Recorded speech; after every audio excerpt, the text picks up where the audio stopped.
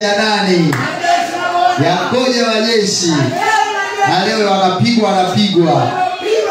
Tunaendelea na maombi yetu siku ya leo.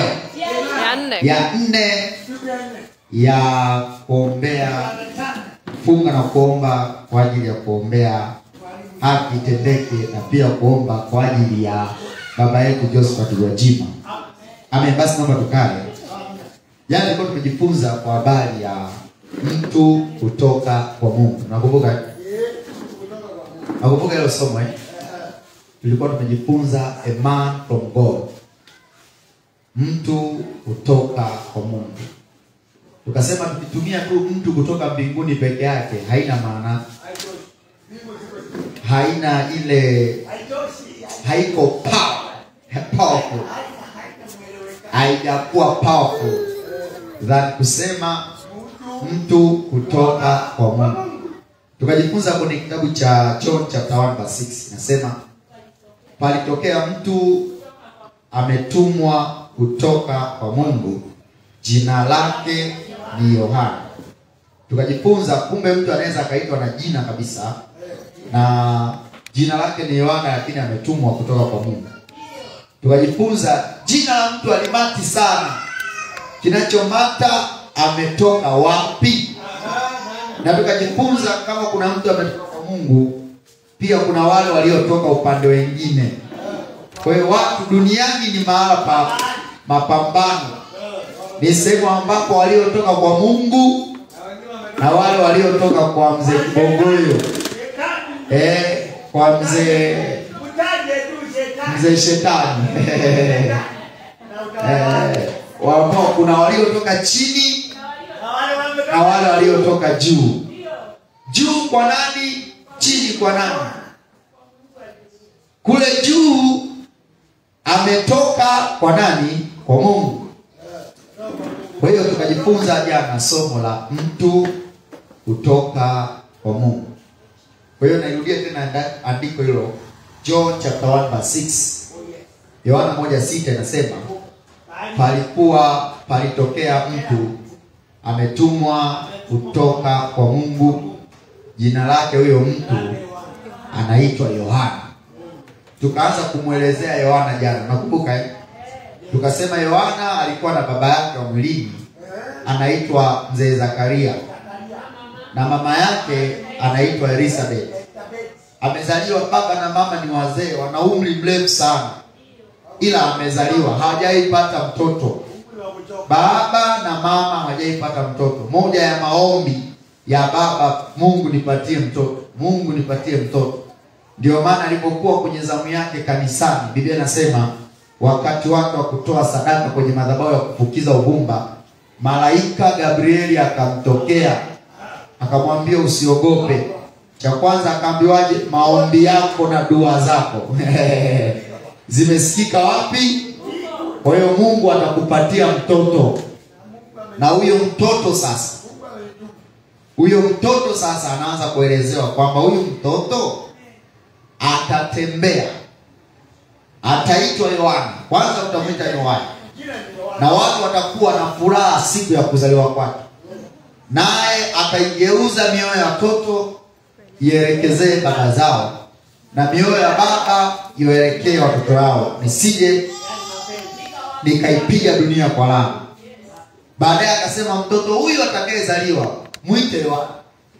Muite Yohana ili watu wajue kwamba ni mtu. Muite tu Yohana ili watu wajue ni mtu. Lakini atatembea kwa roho ya Elia pamoja na nguvu zake. Ndani ni Elia, nje ni Yohana. Tukajifunza mtu sio nje, mtu ni ule wa ndani. Kwa hiyo akitembea hivi watu wanamuona ni Yohana Mbatizaji. Anabatizaga watu. Yule kijana anayehubiri mpaka anatusi watu, anawaita watu enyi kizazi cha nyoka, enyi nyoka, nyinyi ni generation of vipers, generation of vipers. How can you escape? Utakwepaje jehanamu ya moto? Lakini yale yote haimaanishi hajatoka kwa Mungu. alikuwa hana hata nyumba, alikuwa anakaa zake porini nyikani, na alikuwa hana uwezo wa kununua kanzu ama suti. Alikuwa anavaa ngozi za wanyama, hata pesa ya kununua chakula hana. Chakula alichokuwa anakula ni nini? Asali pamoja na nini? Na locust. Yaani anakula locust pamoja na asali. Hiyo ndio chakula chake. Yaani kila siku chakula chake ni locust pamoja na honey. Hana hela ya kununua baga. Kumbe hata kama hana hela ya kununua baga, haimaanishi hajatoka kwa Mungu. Hata kama hana uwezo wa kuvaa nguo nzuri, haimaanishi hajatoka kwa Mungu. Hata kama hana uwezo wa kuwa na gari, haimaanishi hajatoka kwa Mungu. Kwa hiyo kinachomata ametoka kwa Mungu. Hatujui familia yake, hatujui ndoa yake, hatujui alisoma mpaka wapi, hatujui alipata nini form 4, hatujui alishia mpaka wapi, hatujui anachukia nini, anapenda nini. Tunachojua yeye ni mtu kutoka kwa Mungu. Haleluya. Sasa tukafika pale tukajifunza kwamba yule Yohana Mbatizaji ambaye asili yake alikuwa ni Elia, alikuja duniani kwa mwili wa Yohana, lakini roho yake ni Elijah the Tishbite, ambaye huyo Yohana Elia Mtishbi ndio alikuwa ndani yake, ila mwili wake umeandaliwa na mzee Zakaria pamoja na mzee Elizabeth. Kwa hiyo mtoto amezaliwa, mtoto amekuwa, akaanza kuhubiri Injili. Anahubiri Injili mpaka kando zote za Galilaya. Anahubiri Injili, anahubiria watu. Biblia inasema wakamkusanyika wengi walio kutoka Yerusalemu mpaka Galilaya. Wakamkusanyika wakilisikia neno lake. Kwa hiyo anahubiri like other preachers. Anahubiri tu, lakini sio mhubiri. Yeye ni mtu kutoka kwa Mungu, ingawa anahubiri. Amen. Nikakufundisha kitu kimoja jana. Nikasema dunia tunayoishi kuna watu wa aina tofauti. Kuna watu ambao wako duniani wana makusudi madogo ya kawaida. Makusudi yao sio kwa sababu wao hawafanyi au hawana maana. Hapana. Wanayo maana yake na wote ni wa muhimu. Lakini hawa wameletwa kumpeleka yule mwenye kusudi kubwa zaidi. Tukajifunza kwamba Yesu akatoa huo mfano, akasema ataufananishaje na ufalme wa Mungu? Kwamba bosi mmoja alikuwa na pesa, anasafiri anaenda nchi ya mbali, lakini kabla hajaenda akasema wacha niwapatie kila mtu na uweza wake. Kumbuka, usisahau ile neno. Akasema kila mtu na uweza wake nimpatie. Yule aliyempa moja alijua, anajua huyu nikimpa 10 hawezi. Huyu nilimpa 2 nikimpa 10 hawezi. Huyu mwenye 10 nikimpa moja ni ndogo. Ni ndogo. Bora mwenye 10 nimpe 10, mwenye 5 nimpe 5, mwenye 2 nimpe 2, na mwenye 1 nimpe 1. Kwa hiyo alichofanya akafanya vile vile. Na Biblia inasema alipotoka kule safarini kurudi, akamuuliza yule mwenye 10 kwanza, nionyeshe hesabu yako. Akasema, mzee, mimi ulinipa 10, lakini nimekuletea 20, nimekuletea 20. Nimezidisha times 2. Akamwambia, well done my faithful servant. Hongera mtumishi wangu mwaminifu. Ingia huko rahani mwa Bwana, ukae na wewe upate raha yako. Hiyo yote Yesu aliyokuambia pale ndio siku ya mwisho itakapokuwa hivyo. Kuna hukumu za aina mbili. Kuna hukumu ya kila mtu tutahukumiwa.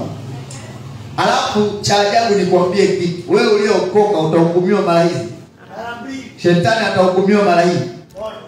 Yeye tu hukumu yake itakuwa tu wale yoyote asiye andikwa kwenye kitabu. Biblia inasema shetani ashahukumiwa.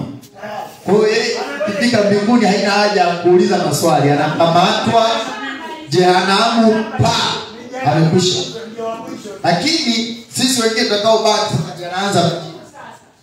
Biblia inasema yoyote ambaye jina lake alikuonekana limeandikwa kwenye kile kitabu cha uzima akatupwa kwenye ile jehanamu ya moto. And this is the second death. Na hii ndio hukumu, hii ndio mauti ya pili. Kwa hiyo wale watu ambao hawajaandikwa kwenye kitabu cha uzima, kwenye Revelation chapter 20 verse 15, ambaye hawajaandikwa kwenye kitabu cha uzima wakatupwa kwenye jehanamu ya moto. Kwa hiyo uwakao moto na kiberiti. Kwa hiyo unaona hukumu ya kwanza watu wakishahukumiwa, tunabaki wale ambao tumeokoka. Tunaitwa sasa hukumu namba 2 inaitwaje? Hukumu ya watakatifu. Hukumu ya watakatifu ndio ipi? Ndio mfano wake ule, nilikupa 10 ukaniletea 2. Nilikupa 10 au kuleta. Sasa Yesu akatoa mfano kwamba yule mwenye 10 akaleta 20. Yule mwenye 5 akaleta 10. Yule mwenye 2 akaleta 4. Yule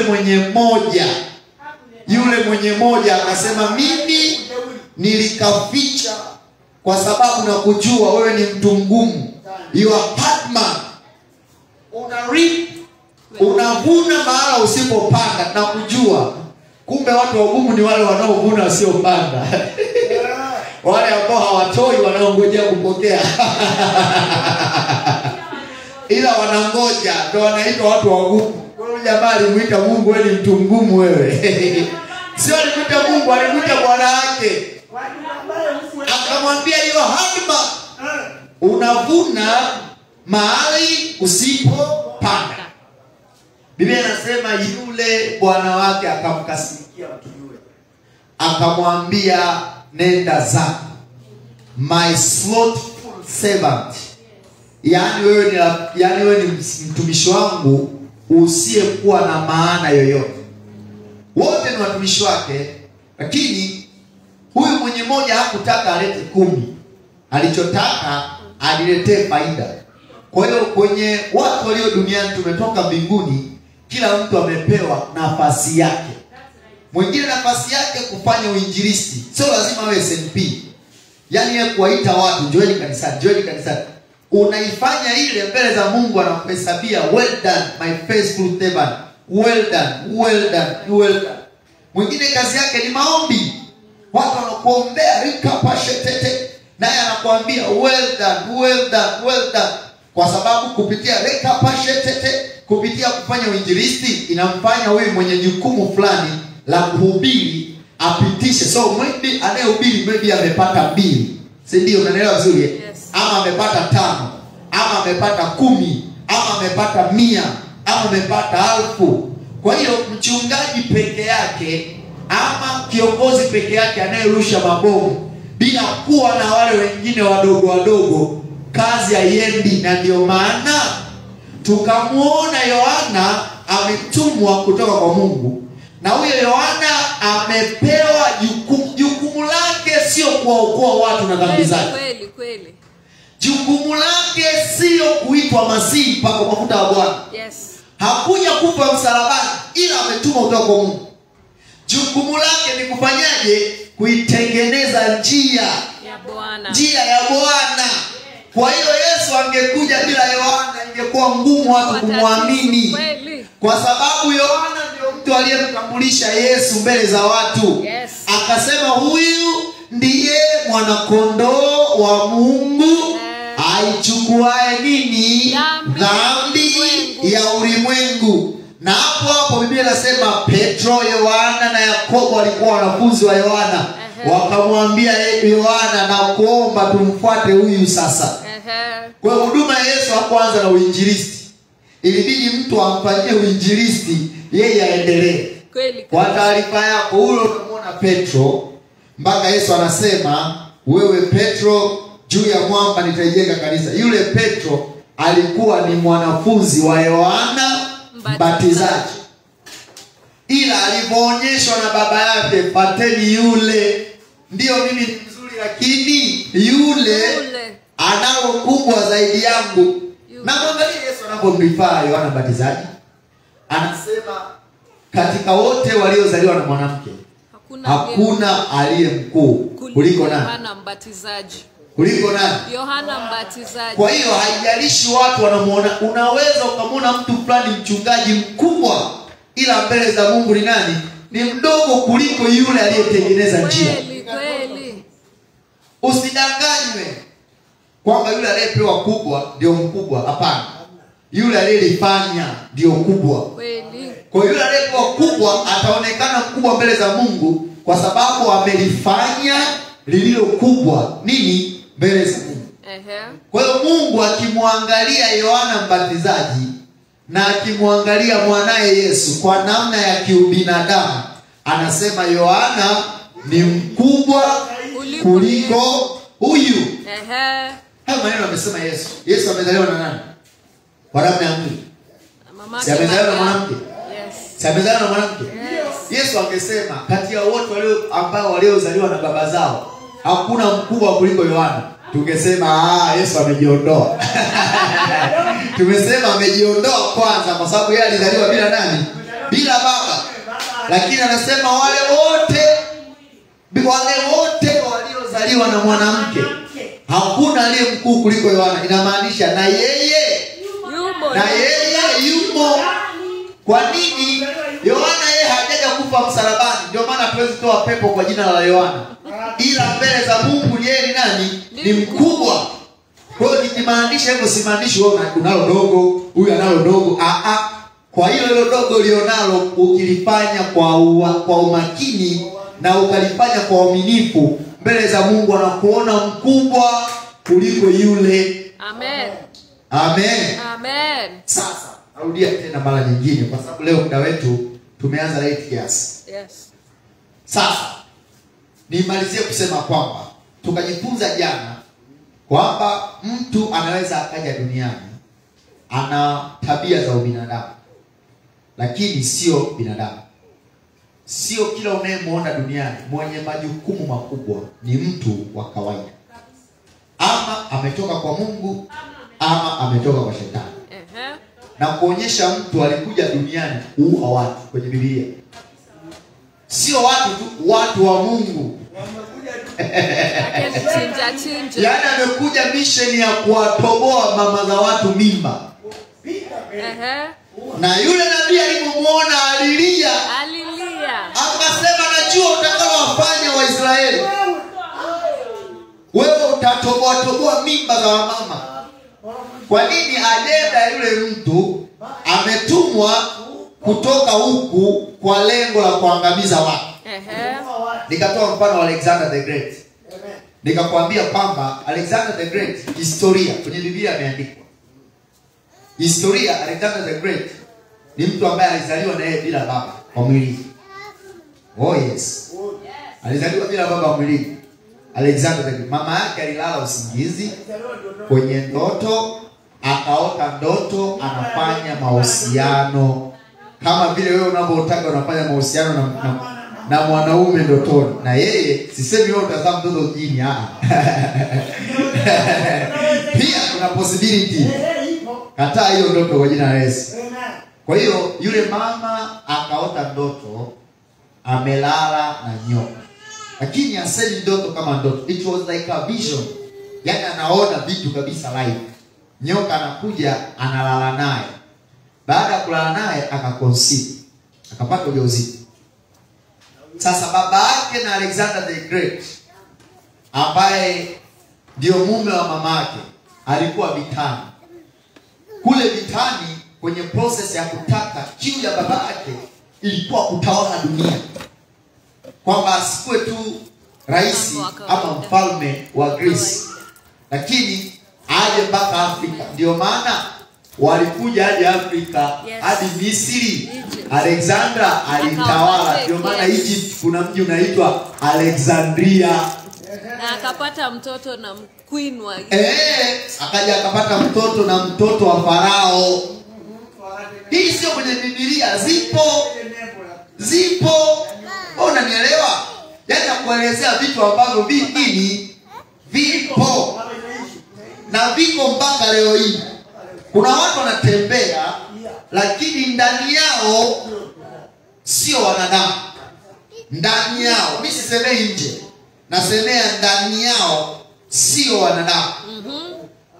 Anaweza akawa ni mmoja wa kutoka juu, ama anaweza akawa ni mmoja wa kutoka chini. Utawatambua kwa matendo yao. Yule ambaye hataki haki itendeke sio wa juu, ni wa huku, kwa kuwa yeye ni muuaji tangia mwanzo. Asemao uongo husema yaliyo yake. Yeye ni muongo na ni baba wa huo.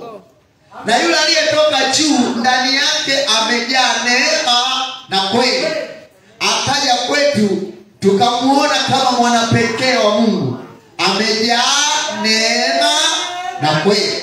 Kwa hao wote utawajuaje? Utawatambua kwa matendo yao.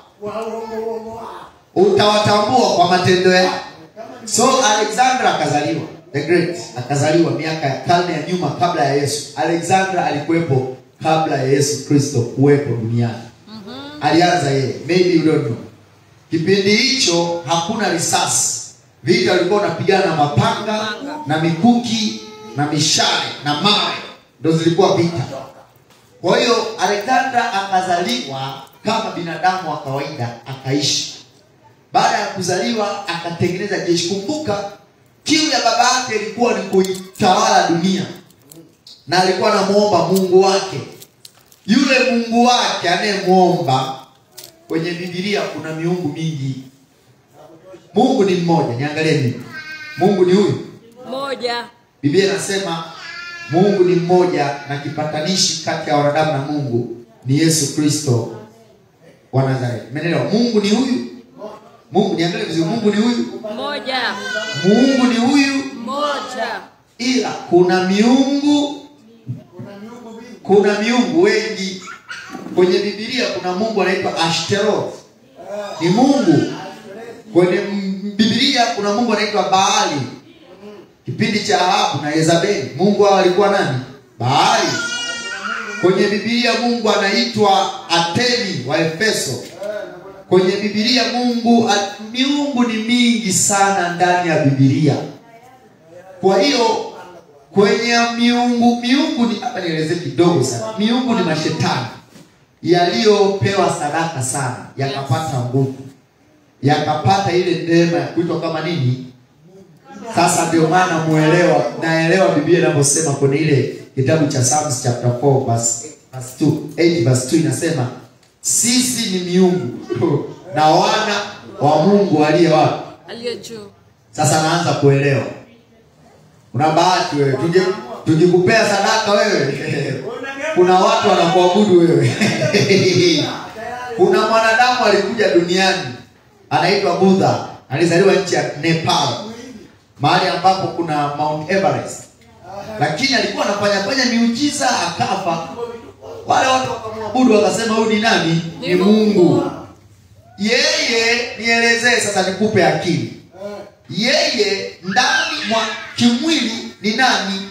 Ni Buddha tu. Ila ndani ni Mungu Baali ameingia. Unanielewa? Yes.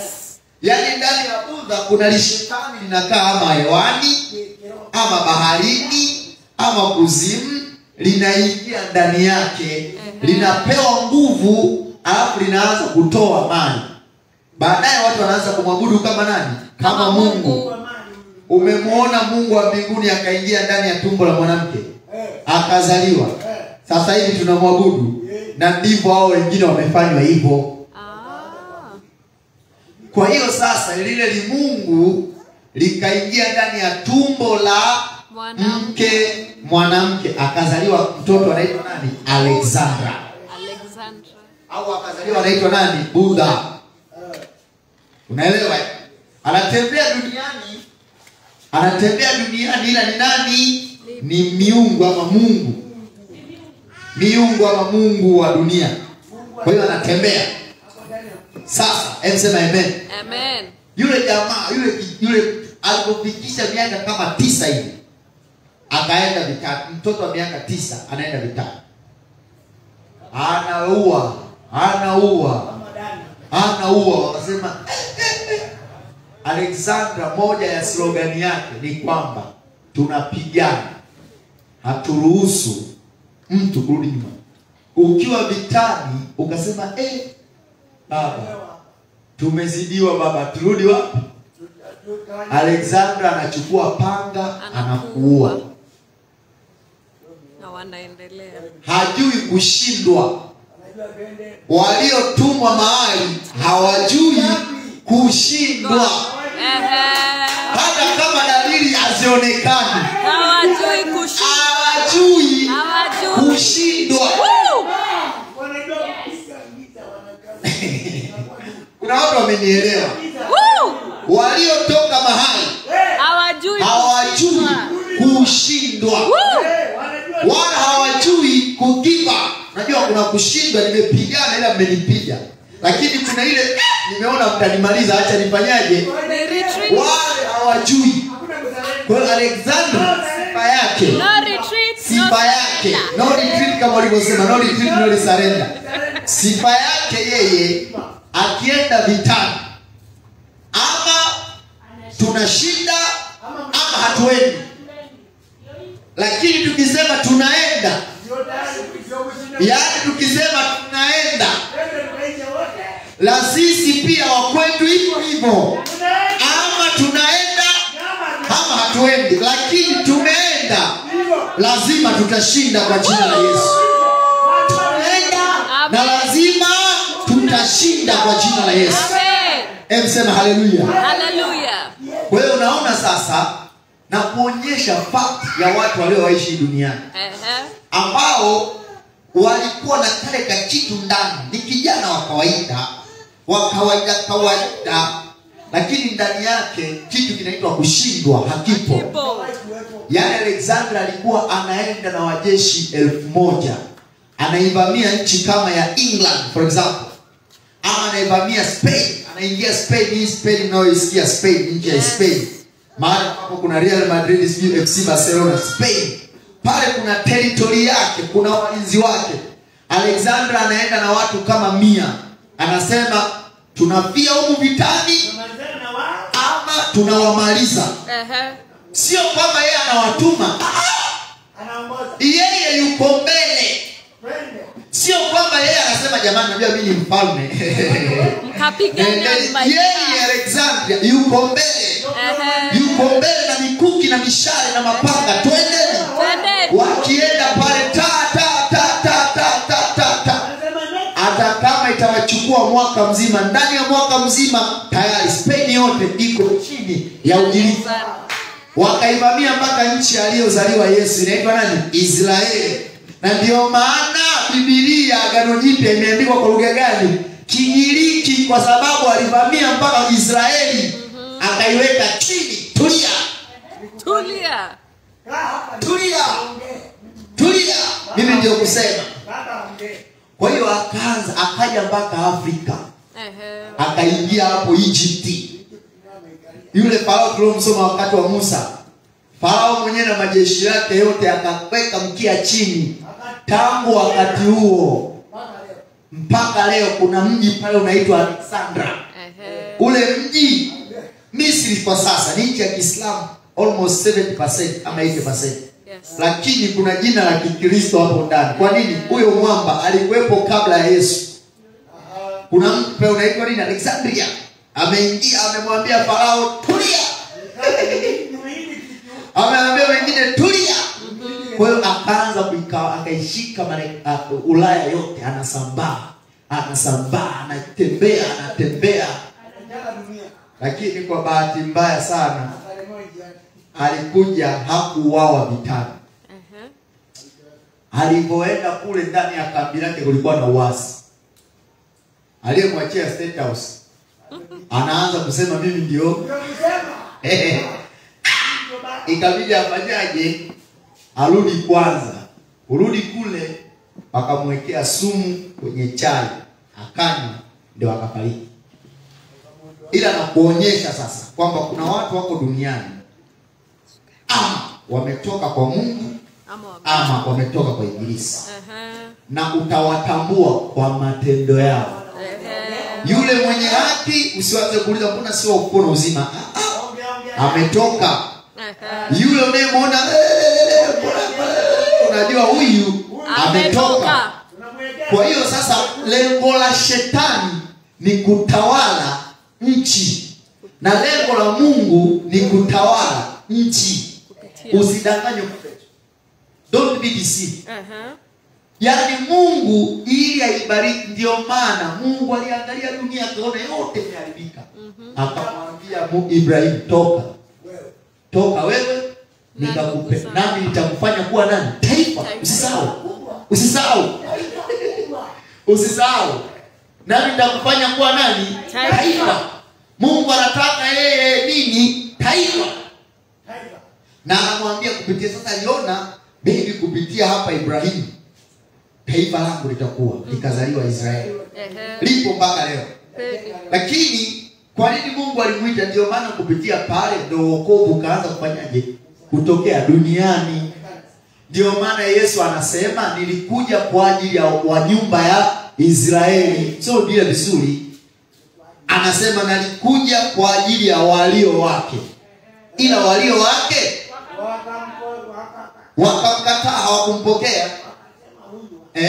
Unaelewa? Yes. Injili ya Yesu ya kwanza yeye mwenyewe anasema nimekuja kwa ajili ya nyumba ya Israeli. Unaelewa? Yes. Lakini ameondoka amesema nimegundua enendeni ulimwengu sasa. Nendeni Samaria sasa. Nendeni basi. Kumbuka huyo Mungu alikuja kwa njia ya mwili. Sasa baadaye ana kiu na tamani watu. Sikiliza niwaambie. Let me tell you. Kwenye Biblia Mungu alikuwa anawachagua wafalme. Na ukiwa una makorokoro alikuwa hakuchagui. Zamani kabla ya mfalme alikuwa ana muamuzi ambaye ni judge. Yes. Mwamuzi wa kwanza tunamjua ni nani vile? Samuel, si ndio? Hapana. Mwamuzi alikuwa Musa, kuanzia Musa. Yes. Musa hapo akaitwa mwamuzi, judge. Kwa hiyo Musa ndo alikuwa kama rais wa wapi? Wa Israeli. Kweli. Unaelewa? Yaani Mungu amefanyaje? Amemchagua. Baada ya Musa maliza Mungu anamwambia sasa peana kijiti kwa nani? Kwa Moses na Joshua. Yes. Anampa Joshua, na Joshua vile anaanza kupeleka kijiti, kinaenda mpaka kinafika kwa Samueli. Kufika kwa Samueli, watu wa Israeli wakaanza kujua kumbe kuna politics. Wakaanza kusema Bwana Mungu lazima nataka tupewe mfalme. Tuchaguane Bwana, tupewe mfalme. Akasema nataka ila cha kwanza nitawaletea mmoja atakaye kuwa tanzi kwenu, awasumbue ili muwe na adabu.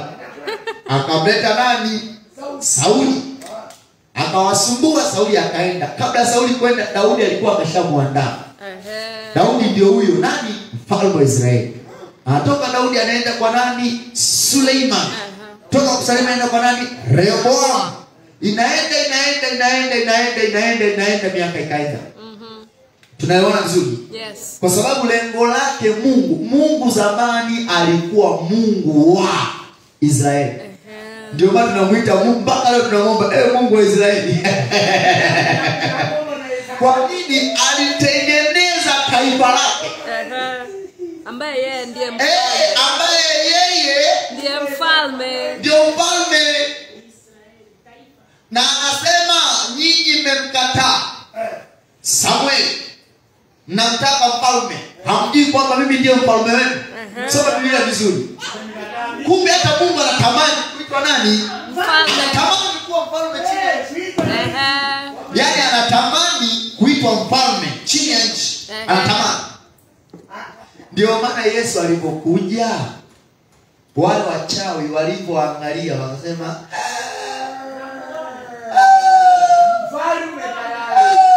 yuko wapi yeye aliyezaliwa? Mfalme wa Wayahudi. Kwa maana tuliona nyota yake mashariki nasi tumekuja kumsujudia.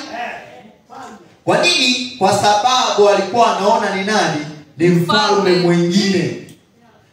Moja ya accusation ya Yesu mbele ya Pilato na Herode, wanamhukumu kwa sababu amejiita mfalme. Huyu mtu amejiita mfalme, yaani anataka kumtoa mama yetu yaani anataka kumtoa mtu wetu. Amejiita yeye. Tunapomwona huyu ni kama anataka nafasi yako mheshimiwa. Tunapomwona huyu ni kama anataka kuwa kama wewe. Sharti kwanza auawe. Sharti auawe. Haleluya. Sharti kwanza afanyaje? Auawe.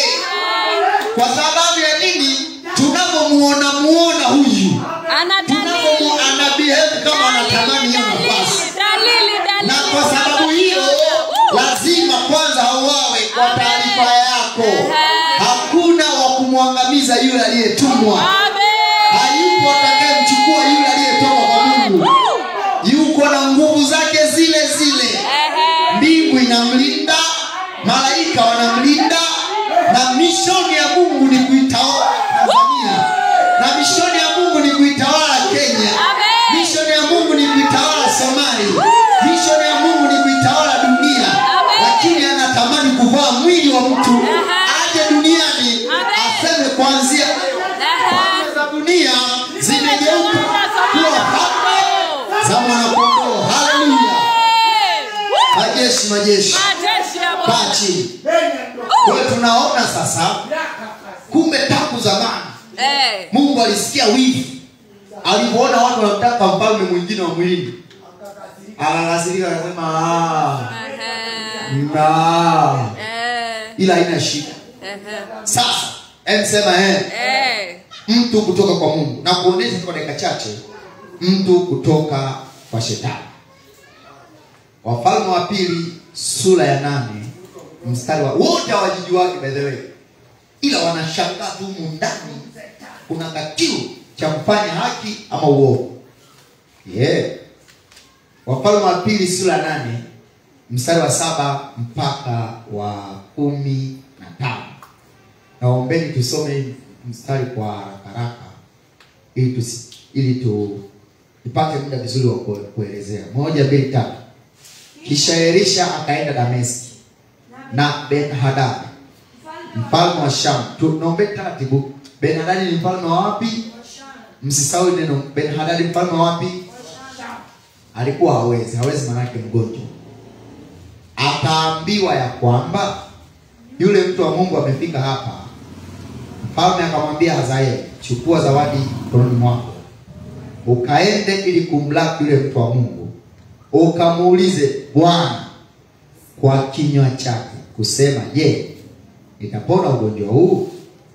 Basi Hazaeli akaenda kumlaki, akachukua zawadi mkononi mwake za kila kitu chema kilichopatikana Dameski, kiasi cha mizigo ya ngamia 40 camels.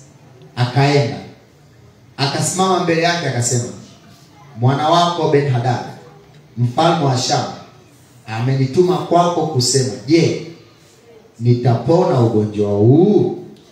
Elisha akamwambia, enenda ukamwambie, bila shaka utapona. Unaona hilo andiko Elisha anamwambia, nenda akamwambie, bila shaka ugonjwa wako utapona. Lakini Bwana amenionyesha ya kwamba bila shaka atakufa. Ila wewe nenda. Kwa nini Elisha? Sio kwamba Elisha anataka kumwambia uongo. Nikwambie kitu. Mfalme ukimkosoa, mfalme ukimwambia ukweli, kesho umalize siku. Sasa mfalme, okay, mtu kama anakufa leo, kesho na wewe ujui, si ndio? Usipomwambia nini kitakacho kuuma, si hakuna. Lakini ana uwezo wa kukupiga, alafu kumwambia kesho unakufa. Kwa hiyo alimwambia nenda wewe, nenda kumwambia atapona. Ndio maana unakumbuka ile kipindi cha Ahabu, si ndio? Yes. Ahabu anauliza manabii, kila mtu anamwambia kwea mpaka na moto Gerari utashinda. Anamwambia Mikaya, na wewe Mikaya akamwambia hata kwea nenda utashinda. Alipoapishwa akamwambia na kuapisha kwa jina la Mungu wa Israeli, sema ukweli. Akamwambia wanao ukweli kwamba nimeona Israeli wakitawanyika na wewe utaenda utauawa. Hapo amemwapisha ili aseme ukweli. Bado jamaa mbisha anasema umeona huyu jamaa je nitabilia mazuri. Akamtia kofi ayeko mpaka siku ndakaporudi, lakini hakurudi. Kwa hiyo Elisha alimwambia huyu mtu nenda kumwambie atapona, ila ndio boy ila nenda kamsifie wananchi wanakupenda.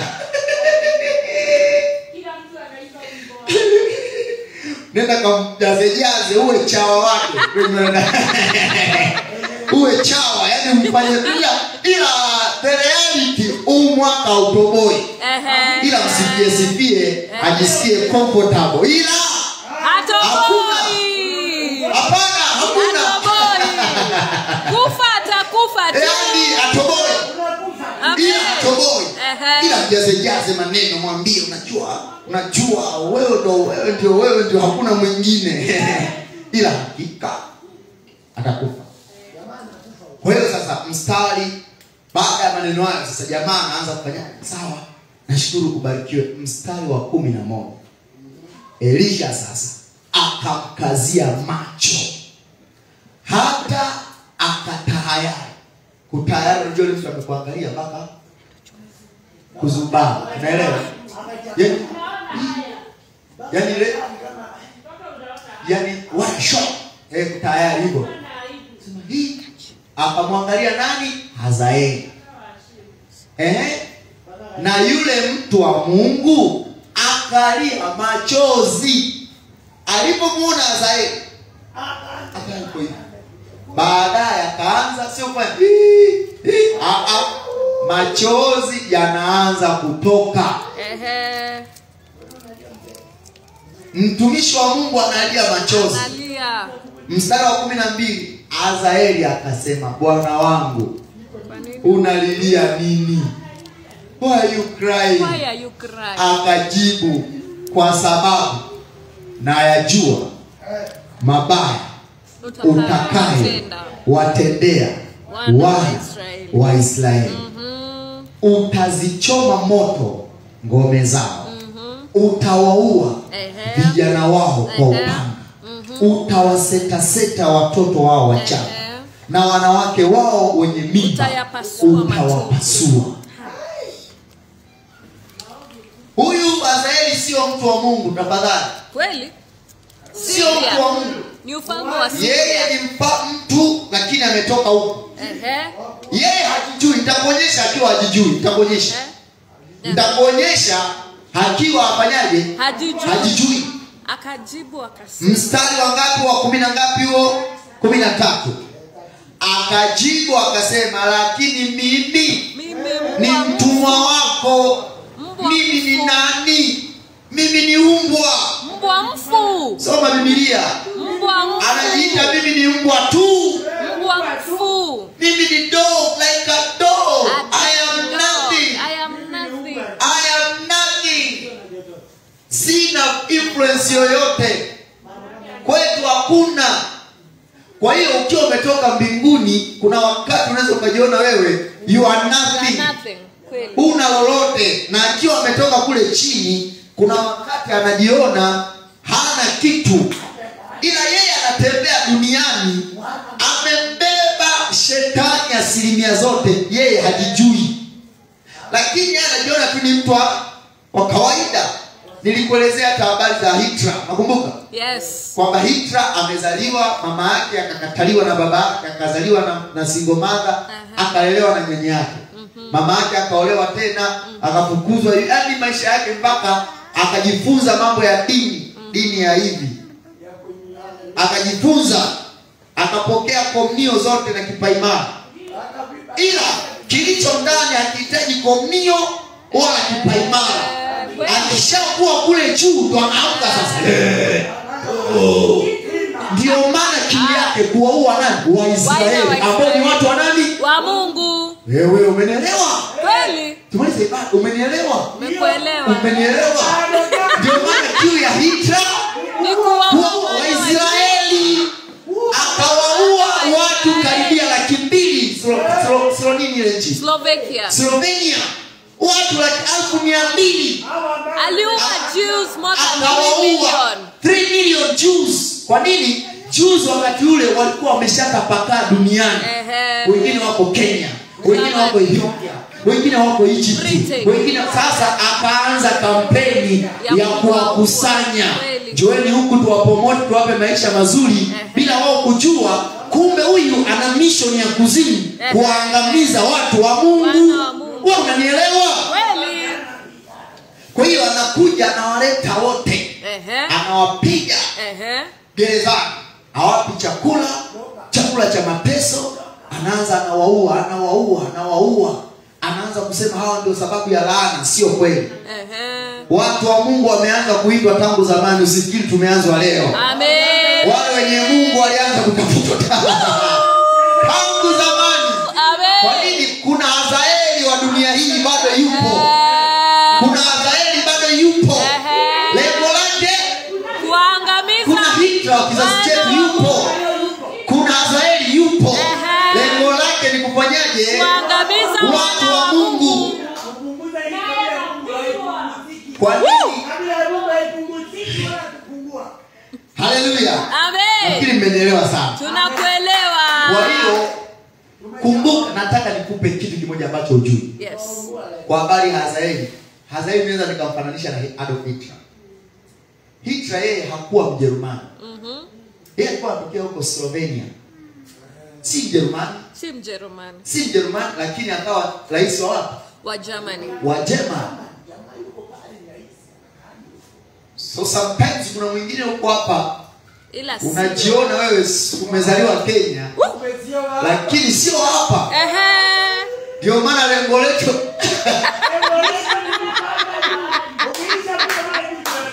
Amen. Kilichomfanya Hitler awe rais wa Ujerumani ni kwa sababu Hitler alikuwa hodari katika vita peke yake. Na alikuwa na ile influence, akishawishi maandamano. Akitisha hapa akasema must go. Mfalme akasema ngoja tufanye handshake. Kule kufanya naye handshake, kumbe ndio kosa. Jamaa akafanyaje? Sasa yeye alikuwa street boy. Hitler alikuwa street boy. Anatembea tu mtaani, hana baba, yuko tu mtaani. Analala kwa street hivyo tu Hitler. Hivyo tu. Baada ya muda kwenda, vita ya kwanza ya dunia ikatokea. Wakasema tunatafuta askari wanajeshi kuanzia umri fulani kwenda. Hitler akiwa na miaka 16 akaenda vita vya kwanza 16. Akasema nipo hapa, nitakwenda baba. Nipo tayari baba, nitume nitaenda. Nipo tayari. Yeye alienda kupigana vita sio kwa lengo la kuwa rais wa Germany. Alienda vitani kwa sababu wanajeshi waliahidiwa maisha mazuri after wametoka wapi? Vitani. Na by the way, vita ya kwanza ya dunia Hitler hakushika bunduki kushambulia. Alikuwa ni yule anayetumwa kupeleka chakula na barua. Kwa anatoka kambi, vita inarusha za chuchu, yeye anatembea hivi chini. Anaenda kupeleka karatasi. Kapteni anisema shambulia huko. Ndio ilikuwa kazi ya Adolf Hitler. Ndio maana huyu Hazaeli anasema yeye ni mbwa, muelewa. Na Hazaeli hakuwa Mshami. Unaelewa? Yes. Shami ni nchi. Syria. Ndio nchi ya Syria leo. Hazaeli hakuwa nani? Msiria. Alikuwa ni wa taifa sio Mwisraeli. Na alikuwa mtumwa. Mtumwa maana yake like unaona kama nitumie lugha mbaya. Slave. nitumeka lugha yote. Slave, like wewe umetoka Kenya. Shamba boy. Umeenda kufanya kazi Uganda. Sasa bora nifanyaje? Shamba boy. Sasa kwenye bora kula ule mfalme akasema nenda kwa umwambie. Lakini yule mfalme akamwangalia. Akasema wewe utakuwa rais wa Shamu cha kwanza. Katika urais wako.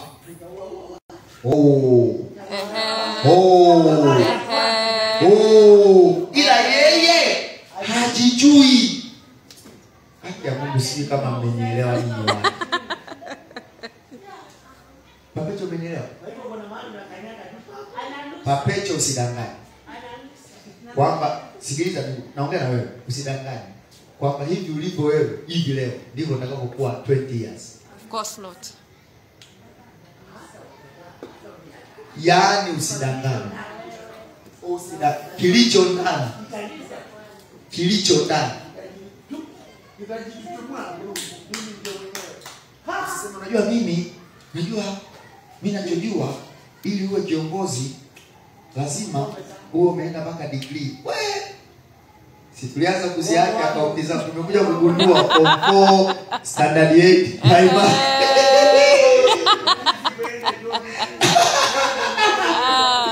Yaani hata watu kukuhaki akaunti za watu tukagundua kumbe makaratasi alinunua. Kumbe wa chini akikuweka juu ana uwezo wa kukuweka. Kweli. Na wa juu ana uwezo wa kukuweka. It matters of your understanding or your knowledge. Yes. Si kama mnanielewa. Tunakuelewa. Yule wa chini lengo lake kumweka amesoma hajasoma, lengo lake. Anaangalia kitu. Na wa Mungu lengo lake umesoma hujasoma, kukuweka hapa juu. Mkenya sio Mkenya uwekwe hapo juu. Msudani sio uwekwe hapo juu, lengo lake. Yeye anaangalia nini? Kusudi. Amen.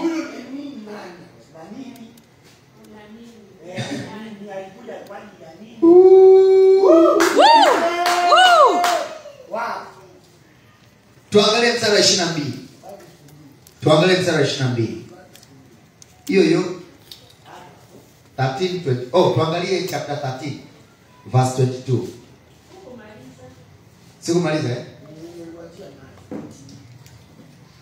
Okay, sawa, nitarudia hapo. Tuangalie hiyo chapter 13 verse 22. 2 Kings 13:22. Are you there? Yes. Inasemaje? Na Hazaeli mfalme wa Shamu akawaonea Israeli siku zote. Tuangalie sasa ile andiko la kule tulipotoka sasa ya sura ya 8 mstari wa 15. Sura ya 8 mstari wa 15. Are you there? Yes. Hebu tusome hapo 1 2 3. Ikawa siku ya pili yake akatoa tandiko la kitanda akalichovya katika maji. Huyo ni mfalme. Akalitandaza juu ya uso wake hata akafa. Mfalme gani huyo?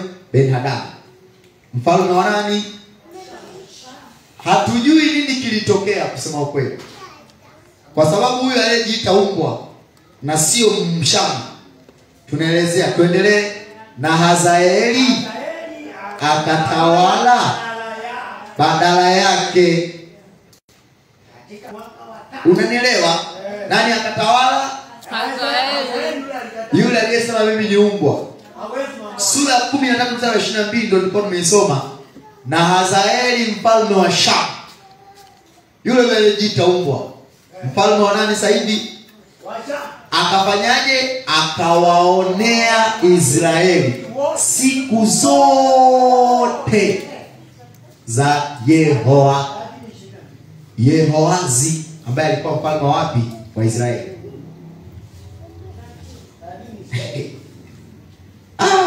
Biblia ina kila kitu kwa kweli. Biblia hatari. Ni hatari. Sasa yule Hitler alipoenda vitani, ile vita ya kwanza, sasa vita vimeisha, Hitler akaamua kwa sababu si join na army, akaamua kujoin na army. ikapigana tena. Akiwa kwenye ile army akawa na influence Hitler. Alikuwa na bidii sana vitani. Historia inasema Hitler kwenye vita, kuna wakati sasa vita ilichanganya, sababu vita ilianza miaka mingi, si ndio? Ilibidi yeye afanyaje? Ashike, akiwa hana cheo, lazima ashike bunduki. Anafika wakati risasi zake zinaisha, alafu jeshi la Israeli linamkamata huyu hapa. Wanajiuliza tumue tumwache. Baadaye wanamwacha. Yaani wanamwacha tu. Wanamwacha kwa nini? Kilichomfanya ile jeshi la Churchill, Winston Churchill wapi? Britain. Jeshi la Uingereza kumwacha ni kwa sababu ya jambo la nini? La rohoni. Rohoni ukiwa na ulinzi, hata mtu akikuwekea risasi hivi anajisikia kuacha. Hey. Sasa nisikilize tu kidogo. Kwa sababu kilichokuwa ndani ya Hitler kimetoka sehemu fulani. Kwa hiyo chakule kinampa ulinzi wa rohoni. Watu wanajiuliza, umejirekodi ndani unasema tumezingiwa. Baada ya dakika 40 hatukuoni, umepitia wapi?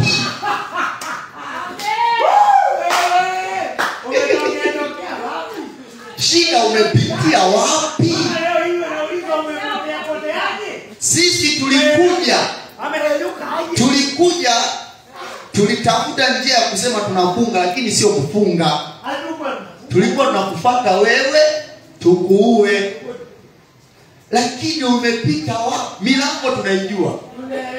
Kabla hatujavamia kanisa lako tunaijua milango. Kabla hatujavamia kambi yako tunajua unapitaga wapi. Ndio maana tulivamia ghafla na wewe utarekodi ukiwa ndani umezungukwa. Ulitoka wapi? Kwa sababu yule wa mbinguni anamlinda. Inaonekana alipita pale wakajua ni showers anachezaga dance hapa kanisani. Mwacheni aende zake.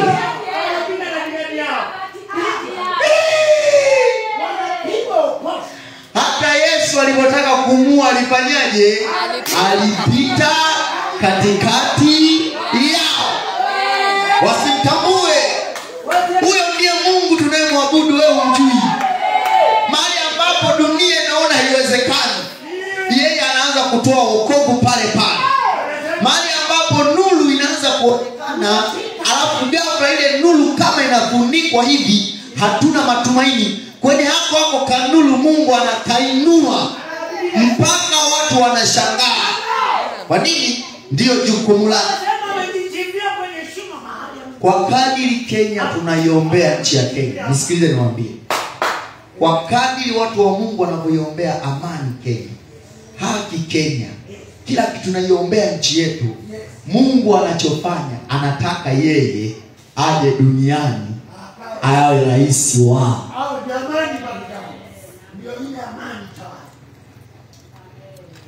Aliyetoka chini hata umuombea alete amani. Hawezi pata kuna amani. Asemapo uongo usema yaliyo yake. Yeye ni muongo na ni baba wa uo.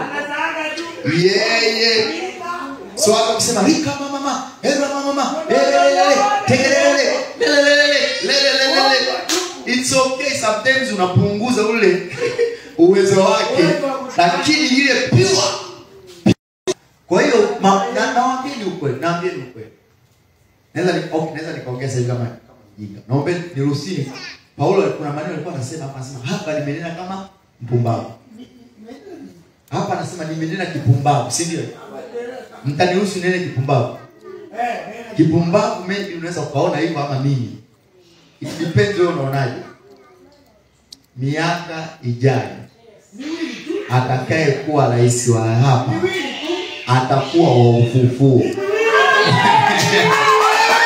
Atakuwa wa majeshi wakipiga majeshi ya koja majeshi miwili.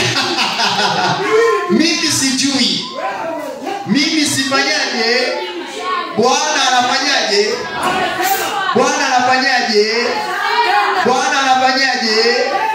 Lakini akisema, so alishaanza kumwandaa yeye. Inawezekana ni wewe ila utujui, inawezekana ni mtu fulani ila hajijui, ila ndani yake tu anasukumwa. Akiona mambo haendi sawa, anasikia light, ningepata uwezo ningemkamata huyu.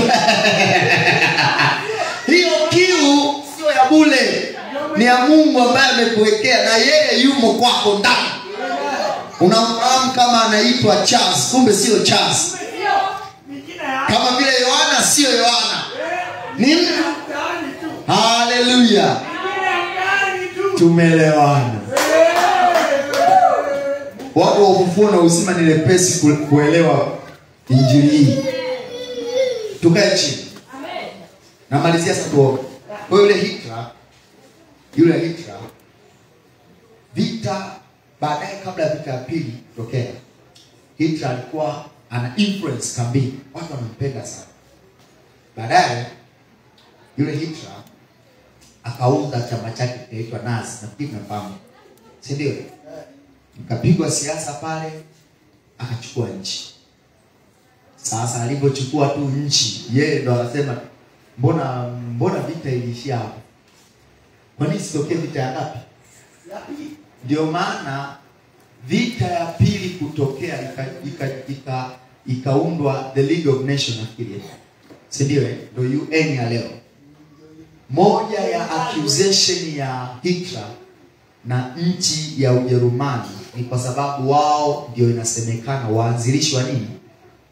Sio wao, mtu ni huyu mwenye nia ya ametoka kule, amekuja duniani, ana kiu ya kumwaga damu. Kwa amefika tu anaanza kuchokoza watu, na yeye kiu yake, unaona kiu yake ya Hitler, kiu yake ni kufanyaje? Kuiongeza Ujerumani. Akaivamia Poland, akaipasua Poland, alivamia within 45 minutes. Si ni kaiti kadogo. Poland kama Luiru. Kivamiwa akaichukua Poland. Akasema kuanzia leo huko chini ya Ujerumani. Haitoshi mayam. Anaenda mpaka Slovenia kule alipotoka kule, akavamia. Nenda mpaka Netherlands. Zunguka akaichukua Ulaya karibia magharibi yote na akabeba. Sasa akasema itoshi, ngoja nikamtafute mwamba mwingine pale juu. Anaitwa Stalin. Pale ndo alidunda wa Russia. Ile vita ya Russia ndio yule Hitler alipoteza vitu vingi sana. Kwa sababu Marussia yanakaa kwenye baridi. Marefu yamezoea baridi, hapo unaenda kuwapiga kwenye ardhi yake. Yanaenda vitani amevaa vest. Wewe unakuja na makoti yako, unaganda hivi. Watu walikuwa wanaganda kwenye tanki, wanakufa huko. Wenyewe wamezoea baridi, wanatembea. Ndio umekuja. Magari yalishakuwa wapi? Russia. Unaiona kiu yake? Umeona kiu yake? Hata amewaua Waisraeli, bado anasema akakangu mbona kadogo, mbona nisiguse mpaka majirani, mbona hapo peke yako, mbona nisiwaongelee mpaka majirani.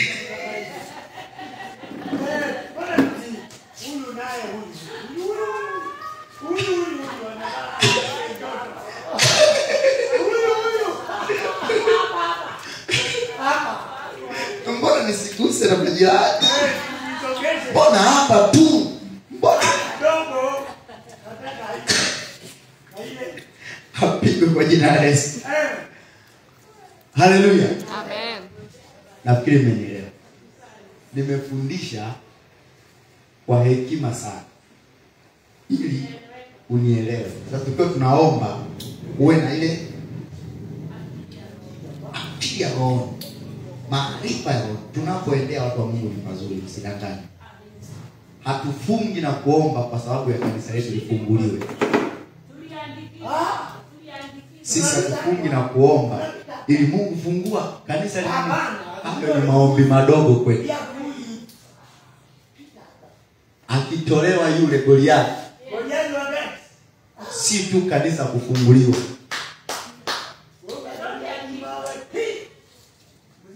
Haya maombi ni kweli tunafunga na kuomba. Atuombe Baba Mungu fanya muujiza kanisa lifunguliwe. Hapana. Kanisa lilifungwa na mtu huyu mmoja, litafunguliwa na mtu huyu. Maana kwa mtu mmoja dhambi iliingia ulimwenguni, na kwa mtu mmoja ambaye ni Yesu Kristo wokovu. Amen. Ukisema ifunguliwe kesho tena bila yule mtu anayefanya ifungwe ni nani? Yule aliyeleta dhambi ni nani? Kwa hiyo ili akiwa kama kuna aliyeleta dhambi, basi kuna atakayeleta wokovu. Amen. Kwa lazima aje mwenye kuleta wokovu. Akishakuja mwenye kuleta wokovu, kama vile dhambi ilivyotawala tangu Adamu, na wokovu ukaonekana kupitia nani? Yesu Kristo. Kuna watu wamenielewa. Kuna watu wamenielewa. Ili taifa liwe na haki, haihitaji maombi peke yake. Inahitaji maombi na pia Mungu anamleta mtu wake awe kiongozi. Asimamie kule juu. Akishakuwa yeye ni mwenye haki, taifa lina haki lote. Usiwalaumu polisi, usilaumu watu, usilaumu MP. Nakwambia usilaumu MCA wako, usilaumu hao wote. Mimi nakwambia ukweli, hafanyi kazi, sio hafanyi kazi, yuko kwenye system ambako ukiwa mwenye haki wanakutoa. Lazima atokee mtu ajulikane amepita apitaje, lakini akishakaa pale haki inaanza kufanyaje mpaka kule chini.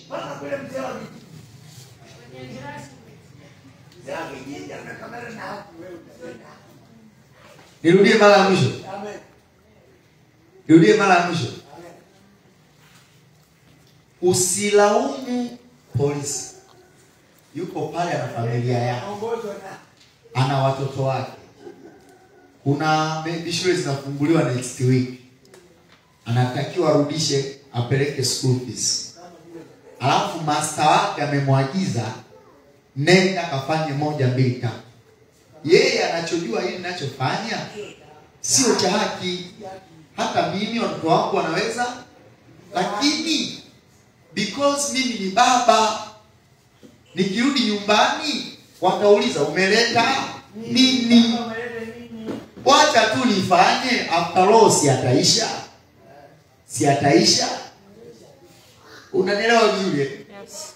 Unanielewa vizuri? Lakini ikatokea yule sasa mwenye haki wa Mungu akifika pale, cha kwanza mwenye haki wa Mungu atawahurumia raia wake. Mtu wa Mungu anahurumia watu wake, usidanganye.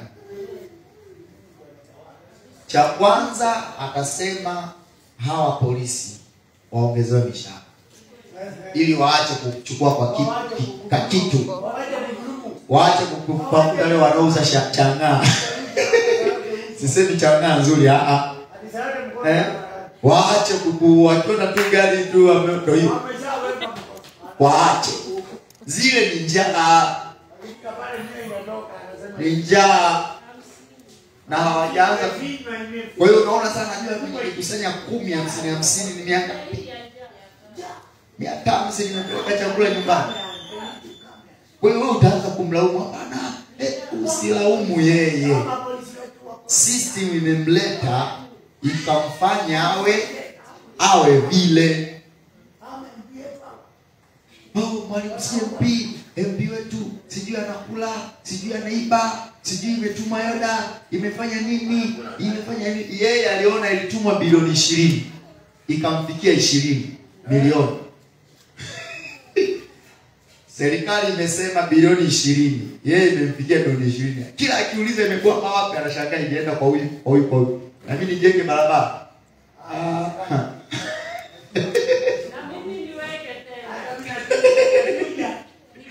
Tukianza kushikwa, ataanza kushikwa kuanzia.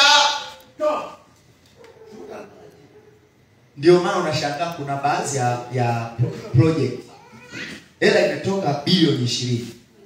Ile project ukiangalia mbona kama milioni 7? Kama ile choo yetu. Kwa nini? Ilipokuja kule ilikuwa nono. Wakati inavyotembea hivi inatembea mpaka contractor inakata wewe anabaki na milioni 10. Kutoka 600 inamfikia anayeunda hicho choo milioni 10 ama 1800. Atafanyaje? Atajenga cha 200, hiyo 600. Ni mnaanza kulaumu jamani, sio. Naelewa wewe rafiki yangu wewe. Umeelewa? Sio. Issue kule juu. Juu ikiwa kuna haki inatembea duniani. Baba wa familia akiwa na haki, baraka zinakuwa kwa watoto wake. Usidanganye. Familia nyingi tulizotoka tumepitia maisha magumu kwa sababu ya baba yetu. Sio roho na mwili. Unanielewa? Nilikwambia 70% ya maisha yako yamekuwa affected na baba yako mzazi. Watu wengi wajui. Baba yako inabidi akufundishe majeshi ukiwa mtoto. Uende kanisani, ujue Mungu. Wengi tumejijua Mungu sababu tulikuwa tumelogwa.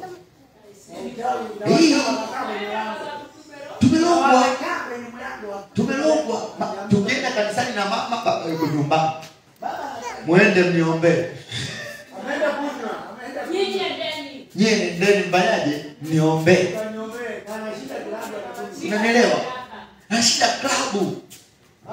Baraka inaenda kwa familia kwa sababu baba yuko sawa. Unanielewa? Unanielewa vizuri?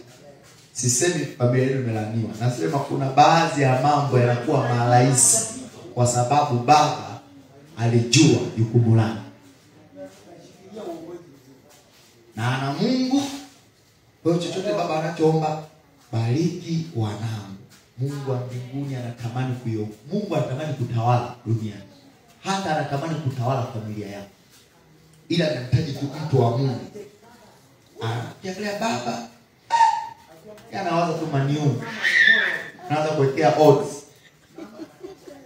Sisemi kuwekea odds ni mbaya, utajua mwenyewe, lakini ninachomaanisha hawazi yale mambo ya nani? Ya Mungu. Hamtumiki Mungu, hafanyi, yani in fact hajaokoka. Sisemi pastor wala mshirika, hajaokoka. Kila kiangalia jana, kila kiangalia kashinda tu kijiweni kusema Ruto hafai.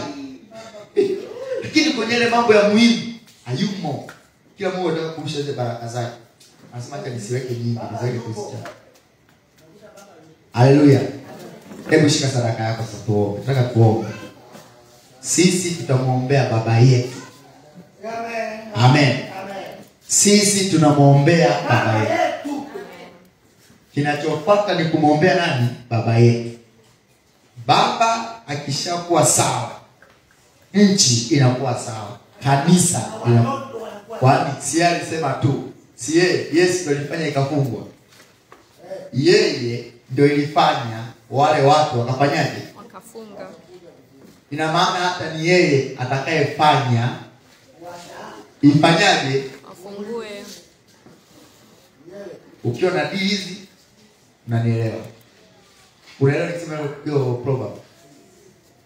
Nikisema ukiwa na D mbili, yani kama unajua ulipata ngapi form 4? Maybe nilikuwa na D, sio? Ama D minus, D plus ama D plus. Hasa niseme tu ukiwa na D minus, kwa Tanzania tunasema D mbili. Ukiwa na D minus umefaulu. Utanielewa ninachopenda. Una akili ya kunielewa. hata ukiwa umesoma ile elimu darasa la pili. Hata kama unajua kusoma na kuandika, umenielewa? Haleluya. Nimesema haleluya. Basi kwa sadaka yako tumtolee Mungu sadaka. Alafu baada ya hapa tutaenda kuombea baba. Tutaenda kumwombea baba yetu Joseph Bojini. Shika sadaka yako. Take your offering.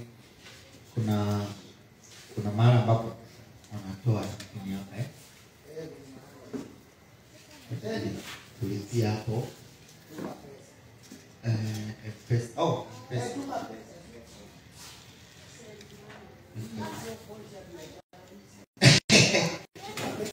Imagine kwa najua kupigia.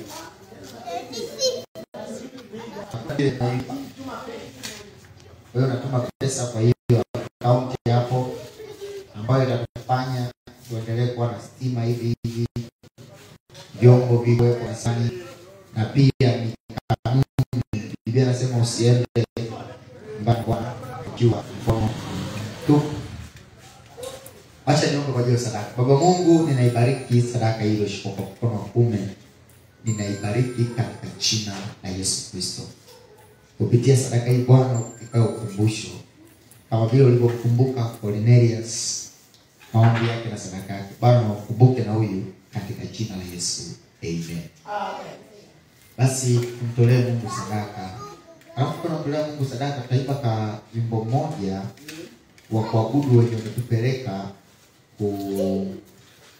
kuomba. Inaimbwa na kuabudu wewe ni Mungu umeketi mahali pasiri palipoinuka. Haleluya. Kwa hiyo sasa naomba ukishatoa sadaka yako usimame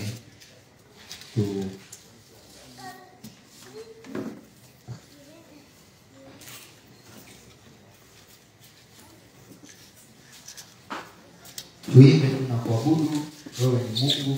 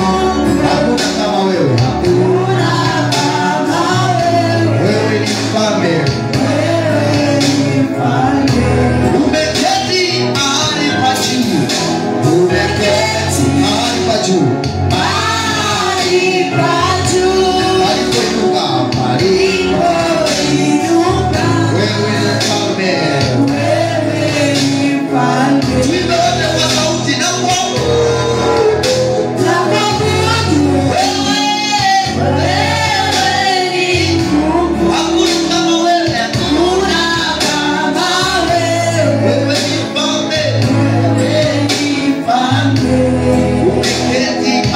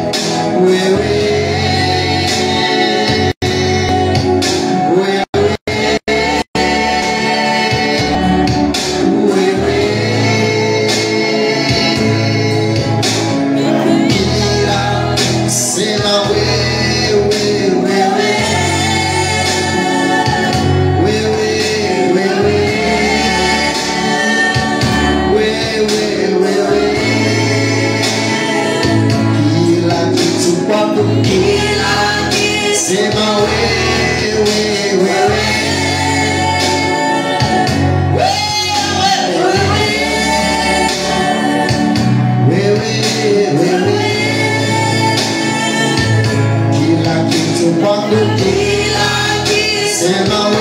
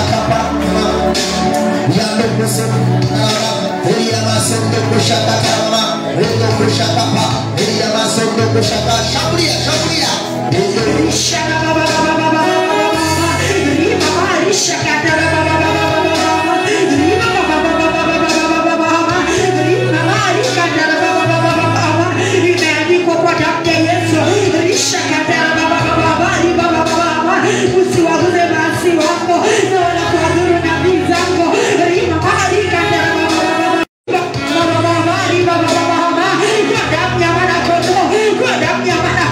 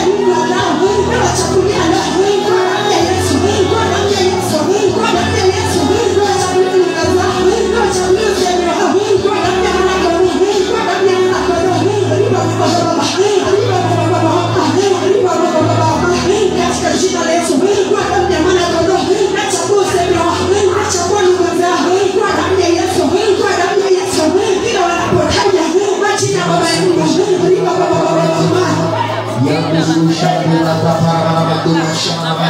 Shambulia ikapasi kutika pashandulama. Wapigwe kwa jina la Yesu. Wapasuliwe kwa jina la Yesu. Vunja mipango yao. Haribu mipango yao. Haribu mila yao. Haribu mawazo yao. Vunja kwa jina la Yesu. Shambulia kushakata. Wavunje wachanganyikiwe wako wao. Wapigane wako wao. Yambe kushakata. Imeandikwa Samueli wakapigana vita. Samueli akaomba. Yambe kushakata papa. Heri ya masogo kushakapa. Radi ikapigwa. Wale Israeli radi ikapigwa. Wafilisti wakakimbia. Reka pashando kushakapa. Inaagiza radi kwenye ulimwengu wa roho. Inaagiza radi kwenye ulimwengu wa roho. Kama vile Samueli alipoomba, radi ikapiga, mawe yakapasuka. Reka pashando. Na Wafilisti wakakimbia wako wao. Na inaagiza kwenye ulimwengu wa roho. Radi ya rohoni. Radi ya rohoni. Iwapasue. Wakimbizane wako wao. Wakimbie hao. Yakapasha papa. Ukatokea ukongo wakatule. Nenda kapasha tuma. Hei ya masata kata. Nenda kushaka papa. Wapigwe ukongo lekane. Wapigwe haki lekane. Wapigwe ukongo lekane. Nenda kushaka. Nenda kapasete. Nenda kushaka.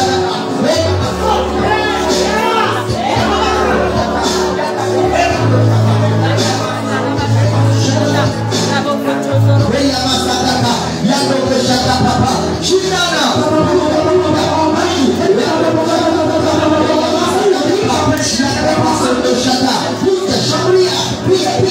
Piga wakundane wako wao na waharibie usemi wao na waharibie usemi wao wawepoke wako wao watukanane wako wao waharibie wako wao yakapashetekete.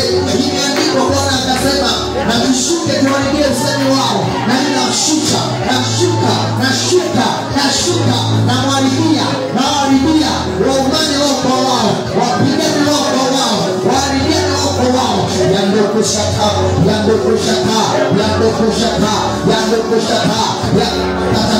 yando kusoto le mama shanda le yando kushaka yando kushaka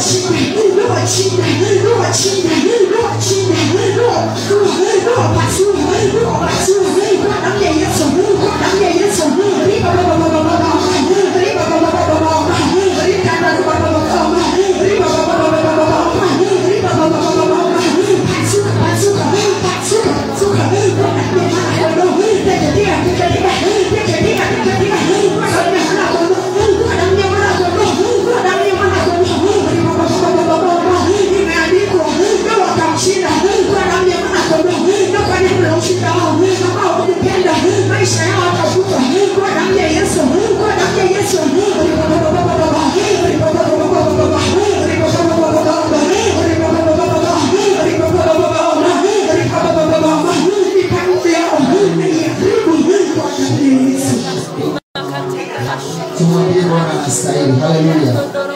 Shanguru shangaramandu shanguru. Tena wote.